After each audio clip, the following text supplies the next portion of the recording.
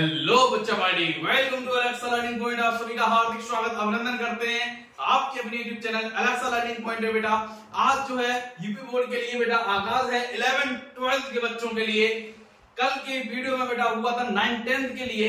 आज बेटा हम लेकर आए हैं बेटा किसके लिए, 11th-12th के लिए यूपी बोर्ड के। बेटा गिफ्ट फॉर यू, आपके लिए गिफ्ट क्या है, जीवन का सबसे बड़ा गुरु वक्त होता है, क्योंकि जो वक्त सिखाता है वो कोई नहीं सिखा पाता। तो बेटा क्लास 11th और 12th के लिए क्या होने वाला है, तो क्लास 11th और 12th के लिए बेटा क्लास 11th एंड 12th के लिए आपको बेहतरीन ढंग से आपके दो सब्जेक्ट अभी हम यहां पर लेकर आ रहे हैं। एक बेटा इंग्लिश और इसके साथ कॉम्बिनेशन रहने वाला है मैथ का।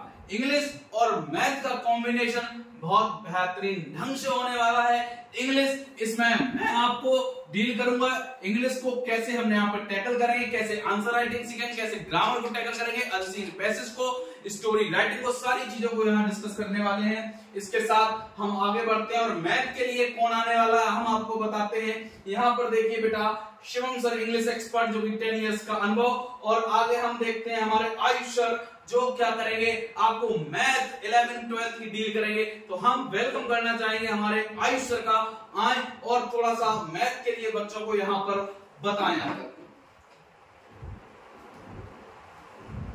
आइए सर, एक बार पुनः बहुत बहुत धन्यवाद शिवम सर का।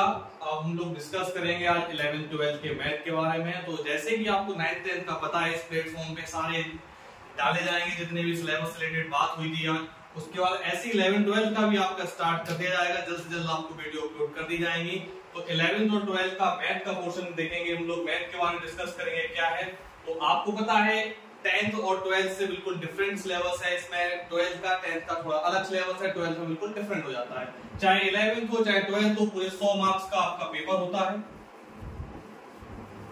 अगर आप रिलेटेड करते हैं क्लास 11th से, क्लास 11th में आपको टोटल 7 यूनिट के साथ एक एक्स्ट्रा यूनिट पढ़नी पड़ेगी क्लास में प्रायिकता वाली। तो टोटल 8 यूनिट में आपको 16 चैप्टर यानी 16 चैप्टर के बारे में पढ़ना है। इसको हम लोग अलग अलग पार्ट में डिवाइड करेंगे, फर्स्ट पेपर और सेकंड पेपर।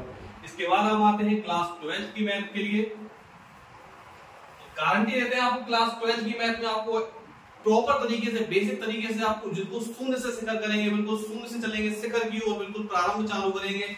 जितना भी आपने मैथ से जिन लोगों को डर लगता है, मैथ नहीं आती है, गारंटी दे रहा हूं, विश्वास रखिए आपको मैथ बहुत बेहतर तरीके से समझ में आएगी। तो इसमें दो पोर्शन अलग अलग बांटे गए हैं, लेकिन सिलेबस पेपर एक ही होता है, वो भी पूरा 100 मार्क्स का। सिलेबस थोड़ा बड़ा है इसमें, लेकिन इसको हम दो अलग अलग पार्ट में डिवाइड कर देंगे। एक फर्स्ट बुक अलग कर देंगे और सेकेंड बुक अलग। फर्स्ट बुक में आपको पढ़ने हैं कक्षा 12 में चैप्टर 1 से लेकर चैप्टर 5 तक। फर्स्ट चैप्टर आपका स्टार्ट होगा, वहां से पढ़ेंगे चैप्टर 5 अवकलन तक और संबंध एवं फलन से अवकलन तक। उसके बाद चैप्टर 6 से अलग स्टार्ट बुक करेंगे। हालांकि चैप्टर 6 इसी में ऐड किया गया है, इसमें अवकलन के उपयोग दिए गए हैं। और सेकंड बुक जो पढ़ेगी वो आपकी चैप्टर 7 से स्टार्ट होगी और ये चलेगी चैप्टर नंबर 14 तक। चैप्टर 5 से लेके चैप्टर 9 तक सेम कॉन्सेप्ट एक ही तरीके से, पहले अवकलन पढ़ेंगे, उसके बाद समाकलन पढ़ेंगे और बोर्ड के अंदर ये टोटल 44 मार्क्स का आना है। 7 चैप्टर में पढ़ेंगे हम समाकलन के बारे में। तो उसका अगला चैप्टर आएगा समाकलन के अनुप्रयोग, अवकल समीकरण आएगा, सदिश वेक्टर आएगा, जो कि फिजिक्स में भी आपने 11th में पढ़ा होगा।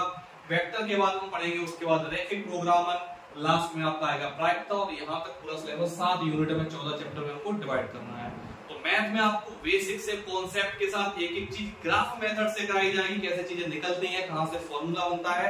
आगे बुलाना चाहेंगे शिवम सर को, आगे बताइए इस बैच के बारे में, कैसे क्या आगाज करने वाले हम लोग। बहुत बहुत धन्यवाद शिवम सर का।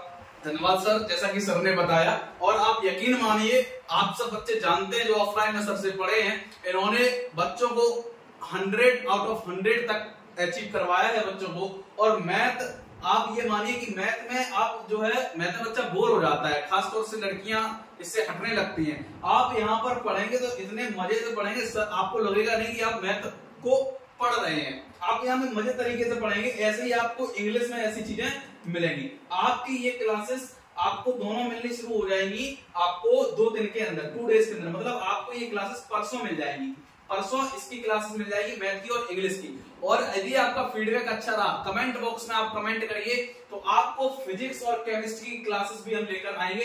लेकिन उसके लिए हमें आपका फीडबैक चाहिए, और इस चैनल को ज्यादा से ज्यादा लोगों तक शेयर कराइए, क्योंकि इससे हमें मोटिवेशन मिलता है यहाँ पर काम करने का। क्योंकि यहाँ इतनी गर्मी है, फैन चला नहीं सकते, तो यहाँ पर चूंकि आवाज जो है वो सही रिकॉर्ड हो, उसके लिए हमारा जो मोटिवेशन होता है वो आपका प्यार होता है कि आप हमें सब्सक्राइब करें, हम ज्यादा से ज्यादा लोगों तक रीच कर पाएं। और यकीन मानिए, जैसे कि इंग्लिश में मैंने इस बार अनसीन पैसेज तक फंसाया था, मैंने अपनी साइट पर डाला हुआ था बच्चों के फीडबैक, ऐसे ही आपको हुबहू देखने को मिलेंगी चीजें।